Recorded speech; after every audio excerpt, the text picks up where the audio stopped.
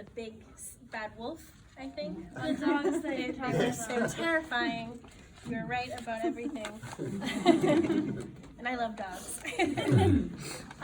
But yeah, we were surprised / not surprised that she passed on her birthday. It was not unlike her to not try to work hard, and she passed away at 91, not 90. So she was getting credit for every day that she spent here. She was a Depression-era baby, and she had that work ethic, so she could get through pretty much anything. Her idea of a rich life was one spent with family. She grew up on Pebble Street in Fall River with her 8 siblings.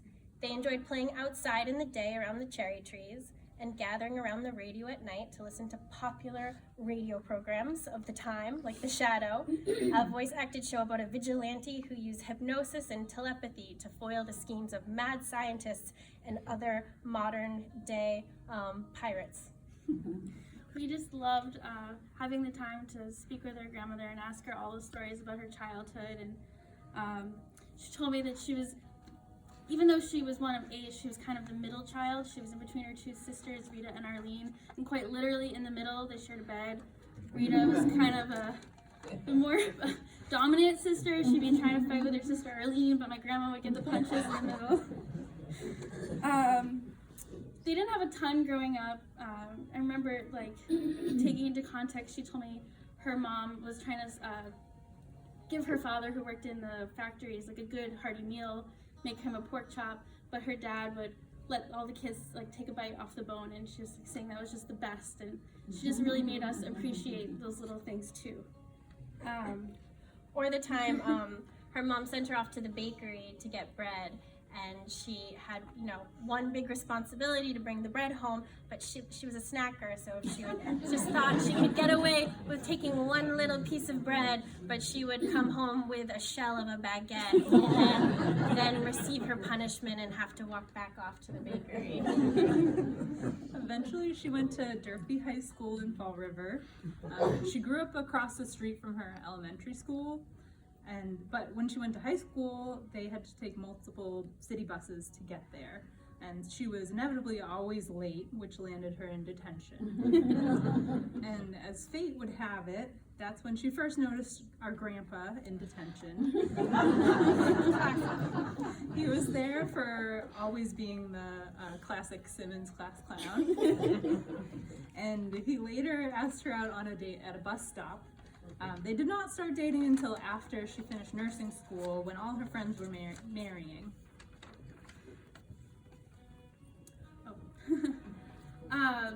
In high school, she was a really hard worker. She worked in the movie theater and the high school cafeteria, despite her reputation. She did it to make her mom happy. She wanted to be a fashion designer, but she ended up going to school to be a nurse. I think another thing she got from her mother, besides becoming a nurse, was her sense of humor. There was this one story she told me her boyfriend had just broken up with her, and she was crying, and she was so sad. And instead of consoling her, her mom just started singing Elvis Presley's "Are You Lonesome Tonight?" So my grandma was quite the same. She later went to St. Anne's Hospital Nursing School, where she met her best friend, Ann Meyer. And then she began her Ma era, and she became a mom, having 7 children. She loved taking the kids camping on trips to the Cape and upstate New York in their pop-up trailer, and they even took one trip to Disney in Florida. Then she began her grandma era of life, and this is the one we know best. She would let us sleep over all the time, or mostly me sleeping over all the time. And it would be 9 o'clock at night, we'd already be in bed, nestled in, and then she would get us up for a midnight snack and make us cinnamon toast. And one time she even let us wrap her head to toe, every limb, in toilet paper and turn her into a mummy. That probably was like, 2 hours of time, easy fast. And she'd use her Ursula voice and would say, "If you don't listen, I turn into Ursula the Sea Witch." She truly seemed unfazed and enjoyed sharing her space with us. her upstairs closet and the eaves of the house was like the door to Narnia, and we would just rummage through her stuff. And she shared with us she would take naps in there as she raised her own kids. And one time I was playing with all her things and sprayed her perfume in my eyes, and I ran to her crying, unconsolable, and she seemed like she just didn't mind that we were in all aspects of her life, touching all of her things. Yeah, there wasn't much you could do to faze her.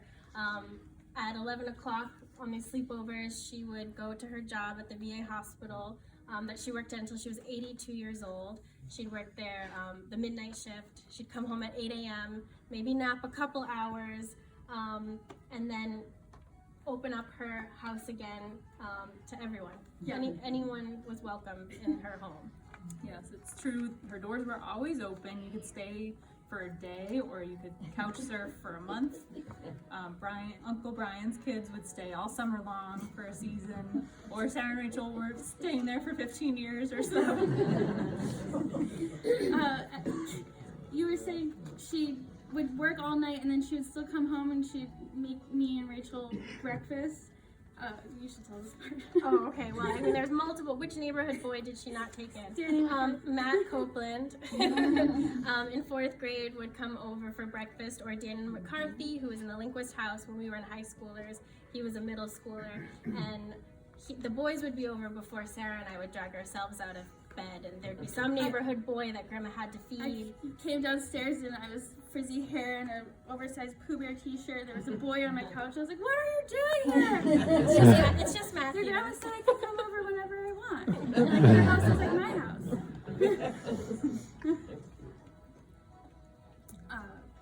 She actually never had a doll or a toy of her own, but she spoiled us to the core with all the food, toys, and video games that we could have ever asked for, and pets.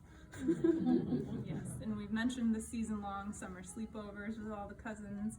I associate her with the best parts of summer: ice cream, fresh cantaloupe, and the best watermelons.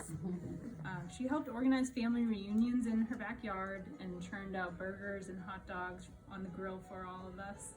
And she will long be remembered for her prolific stuffed quahogs and all of her clam boils, inviting everybody over. Grandma said a lot with a few words. She's both in needing to be stern with us and also with her humor. She could tell a 2-word quippy joke. And she never needed an audience. The biggest fan of her humor was herself. Sometimes she'd be the only one laughing, but then you'd start laughing at how pleased she was with herself at her own zingers. She was an equally quiet prankster. Our grandpa really liked World War II documentaries on TV, and while Grandpa was learning the history and memorizing names of ships and bombers, Grandma lived and acted out her own tactical and comical warfare. She had a second clicker. She would secretly change the channel or whatever program he was particularly intrigued with. And he was a problem solver, so he would need to figure out why the TV was on the fritz. I don't know if he ever figured it out, but she would stop the joke before he got too agitated. So this humor was just for herself. And she also found time to enjoy hobbies amidst all of her devotion to family. She really liked gardening and planting spring tulips that were beautiful. She loved spending time with her sister Rita. One time, this was relayed to me, they were sharing a bottle of wild Irish rose wine at the kitchen table, and they had worked their way through some, and they started debating how to spell Charisse out to a grocery list that they were planning to shop for. You don't know it's chorizo. Yes, Charisse. And they were trying to figure out this spelling, couldn't figure it out, debating, and eventually one of them just yelled out, "Just write down Portuguese sausage." And then one summer, she discovered mudslides as a favorite drink on the Cape, and it became a highlight of her retirement years. She showed us how to try new things as an adult as well. For example, she went on a trip to Japan with our grandpa to visit our Aunt Eunice, and she laughed as they got into a rickshaw at the look on the man's face as my grandpa climbed in the back. And to us, she seemed truly eternal. Again, she never needed an audience for her jokes or her good deeds. So silent that I believe most people here have benefited from her selfless and quiet aid. Grandma had the strength to never show or reveal her weaknesses, but she was a safe place for all of us when we messed up. Grandma did not express her opinions with loose lips, but if you ever sought her guidance on a personal matter, you understand the collective surprise at her level of pragmatic readiness. No questions asked, no use crying over spilt milk. Whatever happened, happened, and she would quietly take action. And I want to be bold enough to say that this is as close to a perfect love as I know. In fact, it's really hard to write about our collective experiences with Grandma because I know how she silently connected with everyone in ways that I will never know the intimate details of. But you have those memories, and you have those stories about how Aunt Eunice or Ma did that thing for someone you love, and that is how I want our grandma's legacy to be remembered, as a wise, selfless, and loving mother, grandmother, and leader.